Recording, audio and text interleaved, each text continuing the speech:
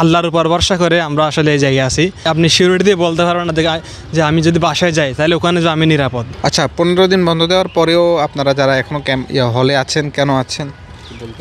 আমার আসলে আমি যেহেতু ফার্স্ট ইয়ার, আমার আসলে কিছু কাজ বাকি আছে, তো ওই হিসেবে আমি আছি। তো এখানে হচ্ছে যারা আছে তো মোটামুটি সবাই হচ্ছে আপনার থার্ড ইয়ার, ফোর্থ ইয়ার বা সিনিয়র বাইরে আছে। তো সিনিয়র বাইরে হচ্ছে মূলত আপনার আছে অনেকের হচ্ছে সামনে বিসিএসে জানেন যে 47-এর রিটেন আছে, তো অনেকে ওটার জন্য প্রিপারেশন নিচ্ছে।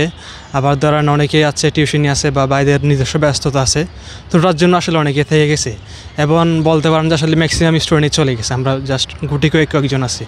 আচ্ছা, আপনি যে কয়েকটার কারণ বললেন, আসলে আমরা দেখতে পাচ্ছি যে ভূমিকম্প খুবই ভয়াবহ আকারে যে কোনো সময় আসতে পারে এবং সেটা কিন্তু বেশ আতঙ্ক সৃষ্টি করছে এই মুহূর্তে। তাহলে সেটা তো যদি হয়ে যায় তাহলে তো যে ব্যস্ততার কথা বললেন সেটা কি বেশি গুরুত্বপূর্ণ নাকি আসলে বাড়িতে যাওয়া বেশি গুরুত্বপূর্ণ? বাড়িতে যাওয়া আসলে বেশি গুরুত্বপূর্ণ। এটা আসলে মানে আপনি সিউরিটি দিয়ে বলতে পারবেন না যে আমি যদি বাসায় যাই তাহলে ওখানে যে আমি নিরাপদ। বাংলাদেশ আসলে একটা ভূমিকম্প প্রবণ অঞ্চল হিসেবে পরিচিত, সেই হিসেবে আসলে পুরো বাংলাদেশে এখন রিস্কের মধ্যে আছে। তো আসলে মানে এটা আল্লাহর উপর ভরসা করে আমরা আসলে এই জায়গায় আছি।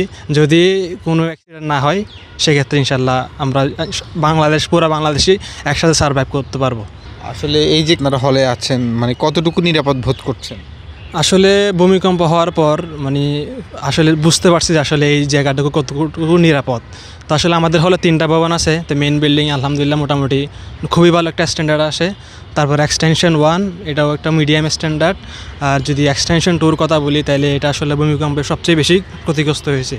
সেক্ষেত্রে হচ্ছে আপনার এক্সটেনশন 2-তে যারা ছিলেন আপনি যদি একটু যান তাহলে দেখবেন যে আসলে এখানে বেশ কয়েক জায়গায় ফাটল দেখা দিছে। তা আমি যেটা মনে করি আসলে অ্যাডমিনিস্ট্রেশন যে কাজটা এখন করতেছে এই কাজটা আসলে আগে হোক পরে হোক করা উচিত। ঢাবির আসলে ম্যাক্সিমাম হল, নতুন কিছু হল ছাড়া মোটামুটি সব হলের স্ট্যান্ডার্ডে একই রকম।